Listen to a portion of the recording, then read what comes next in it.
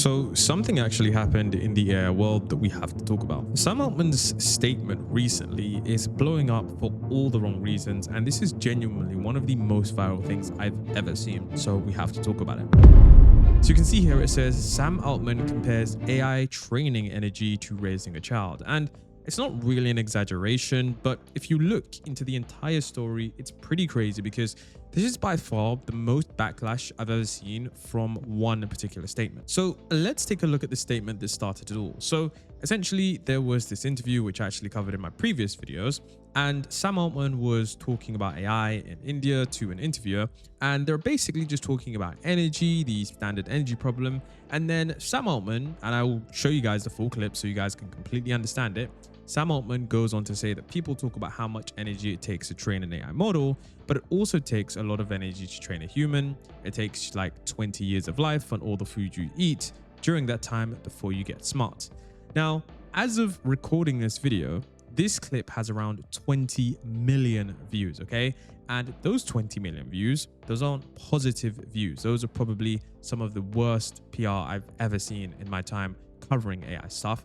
And I'm going to show you the clip, and then we're going to get into all of the crazy statement that kicked off a pretty fierce Twitter debate. Well, I say Twitter debate. I would argue that it's not even a debate at this point. It is a lot of people, and I guess rightfully so, being mad about this statement because honestly, the backlash is crazy. So one of the statements that we hear here is this is the talk of a traitor to the human race. Of course, if Sam Altman is comparing energy training an AI model to energy training of a human, this is going to result in a lot of people outside of the AI space having a negative view on AI. And this is what I'm trying to say. I remember I made a video and I said there is a growing proportion of normal people who really just hate AI. And I don't think Silicon Valley realizes that. And I said that in the video that if these AI companies continue to talk in a certain way, don't engage with communities in terms of how they're developing the AI models, they will likely end up in a situation where the majority of the population, even if the AI technology becomes so great, the majority of the population will not want AI technologies because of how it is perceived. And so you can literally see here, someone called Power to the People says that, you know, he's comparing human life to a robot. They will end humanity unless we fight back. Now, fighting back is insanely true because people are fighting back. And I'm going to show you that after I show you some of the most insane reactions to this. And I say insane because what they're calling for, I wouldn't agree. I would say that you do need discussion. So you can see there are some extreme reactions here where they're quoting with memes saying, shoot that guy. Of course, I'm not advocating for violence, but I think it is very surprising that someone can quote tweet, shoot that guy to a CEO and it receives overwhelming majority support. Like I said, I'm not advocating for violence because that is completely wrong, but I think you need to start to look at how AI is being perceived when you have the average person saying shoot that guy after someone makes a statement and they are the ones receiving overwhelming support. Now, remember how I said there is going to be a lot of backlash and people fighting back. This is a tweet that basically puts things into perspective. I know it's a short tweet, but it's true because he said they are closing the data center. Sam, not right now, please. So essentially, this is someone who's pro AI and is essentially begging Sam Altman to just stop talking like this because it just messes up the entire strategy. So if you actually want to know the context of this, essentially data center project cancellations actually quadrupled in 2025 with 25 projects stopped after sustained local opposition. And that was up just 6 in 2024 and just 2 in 2023. So communities across the United States have been fighting back against data centers because of all the toll they take on local resources. And, you know, people living near the data centers, you know, report water shortages, soaring electricity, you know, air pollution, all of these things. And remember, guys, all of this stuff is not happening in a vacuum. You have to remember that the online, like people hate AI anyways because of how it's, you know, perforated through social media, how it's kind of, you know, destroying the social fabric online. And then of course you have this statement where people are like, look, he's literally comparing all of the life that you have to compare to the enemy. Look, he's comparing about the energy that you use to train an AI model to the energy that you use for a human. I mean, this backlash is basically just adding fuel to the fire. That's why he's like, look, Sam, they're closing data centers right now. Someone in the AI space it's probably not wise to make this argument. And if you want to know just how crazy the backlash is actually so real that a Democrat flipped a reliably Republican seat in the Virginia legislature by running a campaign focused on the burden of data centers. And even Trump has said that he never wants Americans to pay higher electricity bills because of data centers. And you can take a look at this tweet here. It says that $98 billion in planned AI data center development was derailed in a single quarter last year by community organizing pushback, according to Data Center Watch, more than all disruptions tracked since 2023. Now, I don't want to get off track here talking about data centers and stuff, but of course, that is one of the, reasons why the AI energy cost conversation is happening.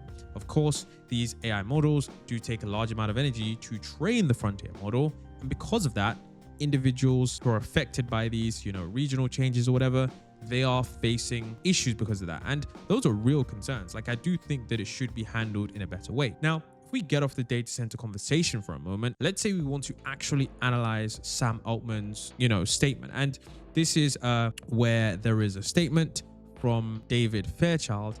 And this is a statement that is really interesting because this was probably one of the posts that had, I think, over 1 million views. And this one had a lot of support, like maybe 50,000, likes and retweets. So this one was super, super popular. And he says that he's not just defending AI energy use, he's smuggling in a whole anthropology where humans are basically inefficient meat computers that you have to pour food and years into before they become useful. And once you accept that, the next move is obvious. If people are just costly biological training runs, then burning mountains of electricity to build synthetic intelligence starts to not only feel equal, but superior, even if it negatively impacts humans. That is dystopian. It makes human development sound like a bug in the system. It makes sacrificing human and creational flourishing for more computational power sound illogical. To him, the grid gets strained, prices go up. But hey, humans eat too, so what's the difference? And of course, we all know what the difference is. I mean, he clearly says here that the difference is that the humans aren't an inefficient line item. They are the point. If your worldview can look at a child growing into an adult and describe it as energy spent to train intelligence, you haven't said something profound. You've revealed a horrifically rotten worldview. And if you didn't understand that, because I think some people in the pro AI space might not understand why people are so, outraged by this statement essentially describes why people are so upset about this, because I don't think there is a single human alive that views humans as an inefficient line item. And so when Sam Altman says this, and I will show you guys a full interview clip in just a moment, maybe like in 2 or 3 minutes, but I think it just looks terrible. Genuinely, you can see that someone says, we really got to redacted these guys, man. And once again, this was another extreme reaction which had a lot of likes, a lot of retweets. Okay, and this is why I said this AI conversation of AI backlash is probably only going to get worse as companies start to roll out more products and services. And I believe that they really do need to change what they are offering if this AI is going to get better, because I think that AI can be something that is good for society, but not when it is marketed as something that's going to completely ruin your career and be along those lines. Now, you can see here that someone said anyone who talks like this about humans should not be allowed a job that in any way impacts other humans. And then this is where we get into the sociopath conversation, because we've actually had a lot of people say that Sam Altman is a sociopath, and I'm not saying that he is, but I couldn't help but see it just numerous times. And it says, someone says, he's saying a really big spreadsheet and a baby are morally equivalent. One reason to believe that this life is so divine is that you don't allow sociopaths like this anywhere near anything important. Now, like I said, every tweet I'm showing you in this video is a tweet that genuinely has a lot of support. And I was diving into this Sam Altman sociopath thing, and I'm not trying to support that, look, this guy's a sociopath or whatever, but there is a lot of information out there that shows a history of behavior that isn't exactly the best. If you type into Google, is Sam Altman a sociopath? You come across this article by Emil P. Torres, okay? And it talks about long history of mendacious, manipulative, and abusive behavior. It talks about the fact that senior employees at OpenAI describe Altman as psychologically abusive, some people saying he's highly toxic, was accused of pitting employees against each other. Some people who left to work for Anthropic said that Sam Altman was a person of low integrity who had lied to employees. They weren't allowed to say negative things about the company. Altman has repeatedly claimed that he hasn't, got a stake in OpenAI, but he benefited from OpenAI startup fund.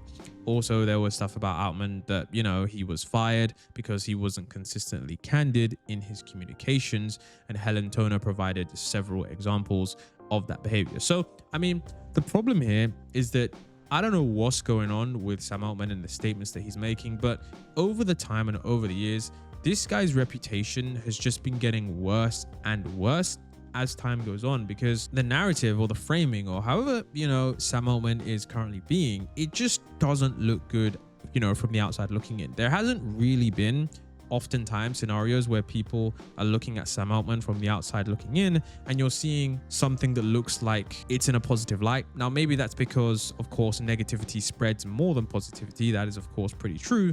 But from him being fired from the company, people calling him a sociopath and all this stuff, and I've just seen so many videos on, the lies of Sam Altman, this and that and that and that. It just doesn't look good. So, this isn't, helping to the situation. When you've got a statement like this and people are saying that, you're a sociopath, overall, public sentiment on Sam Altman, especially when you're the CEO of one of the largest AI companies in the world that people interact with on a daily basis, it just doesn't help your case. And so, of course, one of the most interesting things is the math. So, basically, this guy decided to talk about the math of the entire situation because, of course, that is one of the main points. And he says, if you want to run the actual numbers, it actually doesn't help Sam Altman's point here, because training a human for 20 years costs roughly 17 megawatt hours of food energy total, and that's every calorie, every meal for 2 decades. But training GPT-4 costs 50,000 to 60,000 megawatt hours of electricity. That's 3,000 times more energy than raising a human to adulthood. And the problem is that GPT-4 is already obsolete. Nobody uses that model anymore. The next model will cost even more, and the one after that will cost more again, and each generation of hardware strands the last. H100 rental rates collapse to 60 to 70% because Nvidia keeps shipping chips that makes last year's chips worthless, which is super true. They got a crazy rate of development, and Altman is now asking for 10 gigawatts for Stargate. That is the total power consumption of New York City. And PJM's last capacity auction fell 6,623 megawatts of short reliability targets, and prices exploded 11x overnight. Schneider Electric projects a 175 gigawatt national shortfall by 2033, and nobody is debating whether or not AI works. The question is whether the man comparing a data center to a lunchbox has adequately explained who pays for the grid he needs and what happens when it is not there. And essentially, he's basically saying here, look, okay, the fundamental point is that Altman's comparison is off by roughly 3 orders of magnitude. Training one AI model uses about as much energy as raising 3,000 humans to adulthood, and that's just GPT-4, but the models being trained now are significantly larger. And the last line is essentially the kill shot here, because the analogy isn't wrong because it's sloppy, it's wrong because the numbers and comparisons don't add up anyways. And so when you have a situation where you're making a point and the math is wrong, even though, and like I said, I will show you guys the full context, even though it is slightly taken out of context, it doesn't really make it that much better. Now, like I said before, we have this real situation of the framing problem, and Mert here is essentially making a strategic PR argument, and it's not a moral one. He's essentially saying that AI leaders are so bad at accidentally creating their own political opposition. He's basically saying, look, he says, current AI leaders are so culturally autistic that they might actually cause the socialists to gain power. Instead of framing AI as the next inspirational race, they framed it as the orphaned newborn of Terminator and Ultron. So that is one of the truest statements, and I would agree with this opinion wholeheartedly.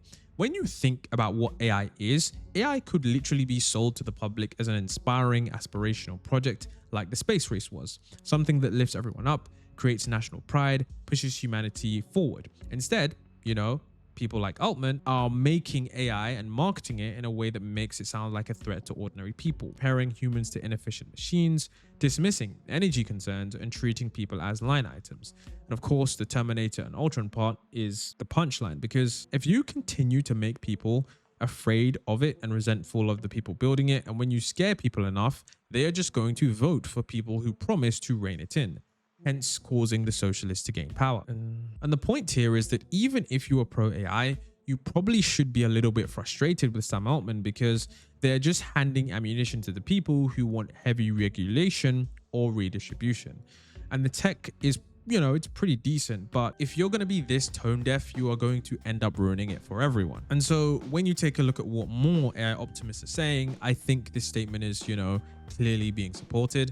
This guy says, I build AI for a living. I believe in what we're building, but this kind of rhetoric makes my work harder and more dangerous. Sam Altman comparing human development to model training is tone deaf and strategically reckless. People are losing jobs, which is true. People are getting angry and they're seeing AI as an enemy instead of the solution.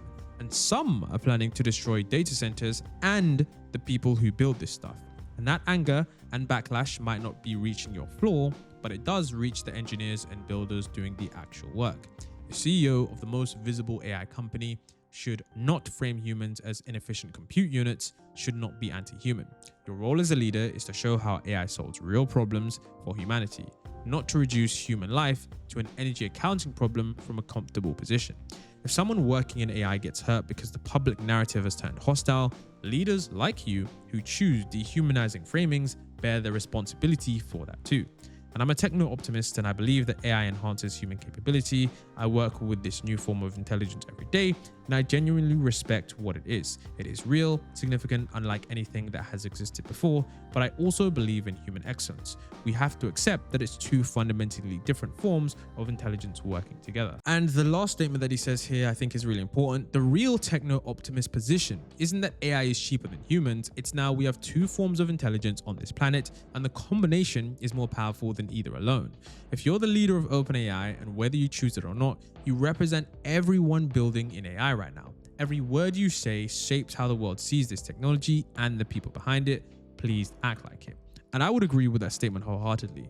If you're going to be the face of OpenAI and you're going to be out there saying stuff, you need to be extraordinarily careful to ensure that you're framing AI, or at least understanding that AI should be a technology that helps human and works with humans side by side, not as this crazy technological advancement that is just going to replace every human, make people lose jobs, and humans are just inefficient meat items. And this is the problem with Silicon Valley. For the longest time, a lot of people in there have been seen, and I'm not talking about the average person, I'm just talking about those who are the leaders, have been seen as not in touch with the rest of society. You can see here, another AI optimist says that this alone may have lost my trust in Sam Altman to build a good AI company.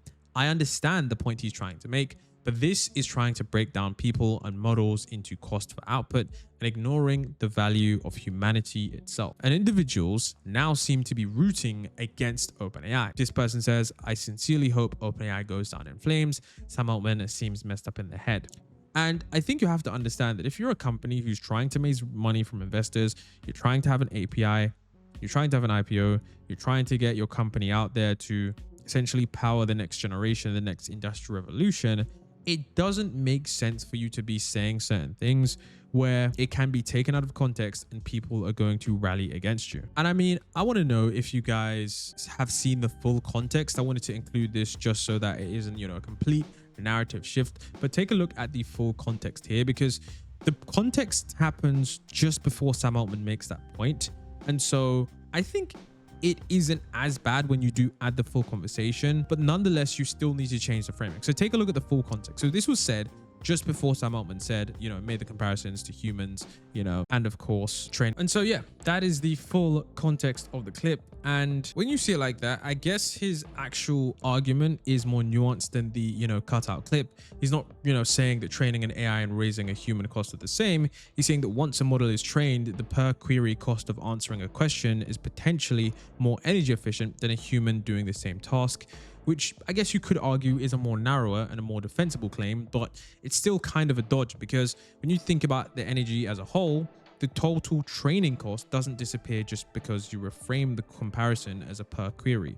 Someone still paid 50,000 megawatt hours to train GPT-4, and the next model does cost more. So when you narrow the frame to per inference, you ignore the cumulative inference structure and the footprint that people are actually concerned about, which he himself admits, is real. So for full context, it does make him look somewhat better on the specific inference comparison, but worse on the water claim. And the training a human thing is obviously going to go viral.